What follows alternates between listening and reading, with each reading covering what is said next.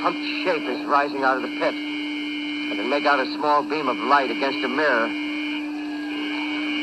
What's that? There's a jet of flame springing from the mirror and it leaps right at the advancing men. It strikes them head on. Lord, they're turning into flames. Now the whole field's caught up by the woods, the barns, the gas tanks and the automobiles spreading everywhere. It's coming this way now, about 20 yards to my right. It came from Mars.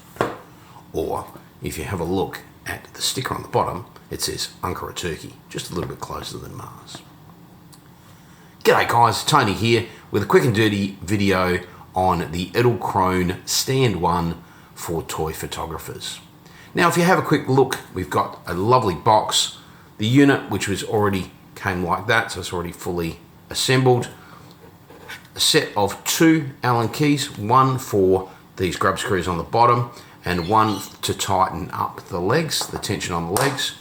A 3/8 adapter if you have that sort of a head that requires that, or of course there's just the 1/4" adapter, and a set of instructions in English, German and also Turkish.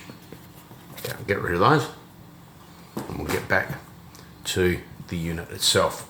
Okay, so nice unit, very nice unit actually.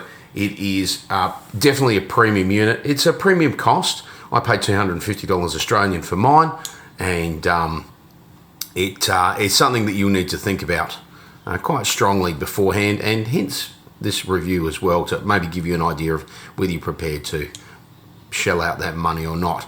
Now, I'm really happy with it, and I think it is actually well worth the money, and I hope by the end of this video you'll decide yourself that it's worthwhile as well. Okay, so a few specs on it, I suppose, is probably a good place to start. The Edelkrone Stand 1 is fairly heavy, actually, to start off with. From there, that's one of those things, I suppose, from there. If you have a well-built unit that is extremely robust, then it's generally going to be heavy. So it's made of some sort of metal, presumably, sort of aluminium or some sort of alloy.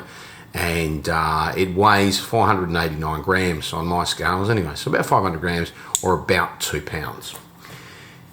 When it's in its smallest form factor, which it is now, fully folded, it is 30 millimeters high, it is 170 millimeters in width, and it is 75 millimeters in depth.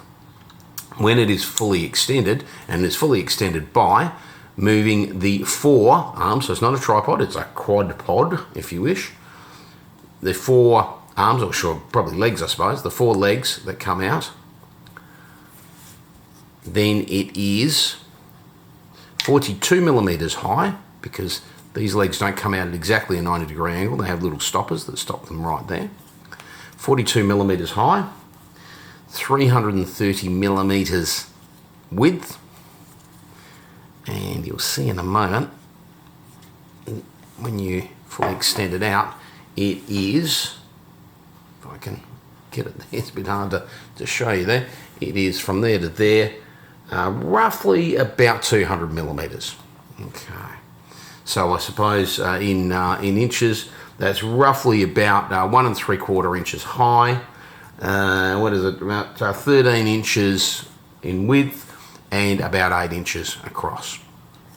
So it works really well at this position. Obviously you screw your camera on the top there, or some sort of a head.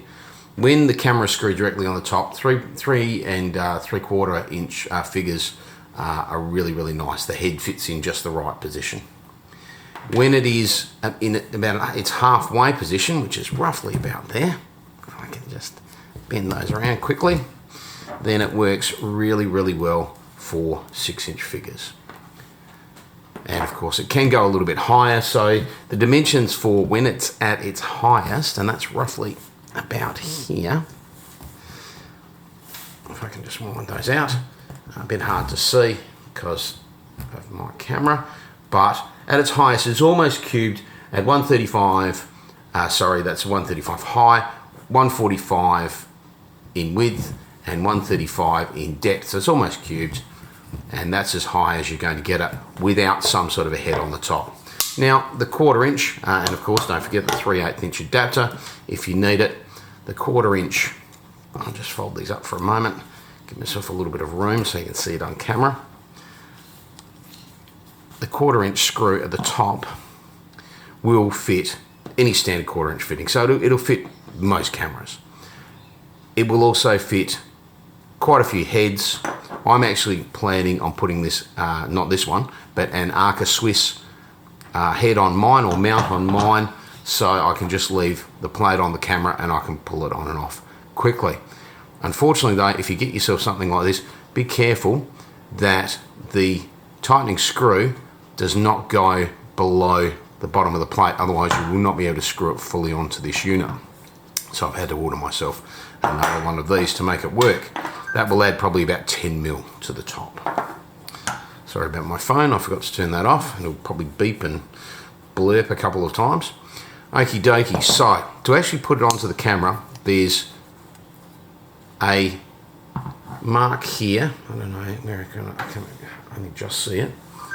Here it is, the mark's up there. There's a mark, and when you put it on the camera, you want to move that mark around to the white dot. To take it off, you move it back around the other way to the black dot. I'll show you what I mean. Okay, so this is a little bit cumbersome, hence me wanting to put the Arca Swiss plate on the top. Okay, but when you get it just a little bit tight, you then swing the whole unit around until it goes, and you see where that white marker is, till that white marker goes to the white dot, and then you tighten it up as hard as you want, and then you bring it back to the position you want. To unscrew it, you go around to the black dot and you untighten it, loosen it, it's untightening it, isn't it? And you can then take it off. So let's just tighten it back up again, swing it around, and if I drop that down, you can actually see it working reasonably well there with the camera on the top. Now, of course, the real bonus of this unit over anything else I have used is these adjustable legs. To be honest with you, this is it's not exactly a simple design, but it's a straightforward design. But it is really, really convenient. So if I've got, you know, a rock here, expensive rock, of course, I realise. Another rock over here. Oops. You know, and something on the back, you know, who knows. You can actually adjust your legs until your platform is fairly straight, or wherever you want it, of course. Bit hard to see, of course, because of my camera, but that's the intention. And then you can move these legs around till you get your platform exactly where you want it. And I find with slow shutter speeds, it works an absolute treat. So that's probably all I can really say about this unit. Like I said, it is a little bit heavy at 500 grams, or almost 500 grams. It is a little bit cumbersome to get on and off, but I think the Arca Swiss unit will help me out there to get it on and off quickly. So I can just throw it in my camera bag rather than having to carry that extra weight around. Also, another thing you need to watch out for is that you don't catch your fingers when you are closing this unit up. Oh, and here we go. Here's the grub screws that you can tighten up with the smaller of the two Allen keys or loosen for whatever tightness you wish, or whatever tension you wish. So I don't think I've really got too much to tell you outside of that, except for the fact that I'm really, really impressed by its build. I really love the design, and I've used it inside. I haven't actually used it outside yet, but I've been really, really impressed by the way it works with 3 3/4 inch figures and also with 6 inch figures.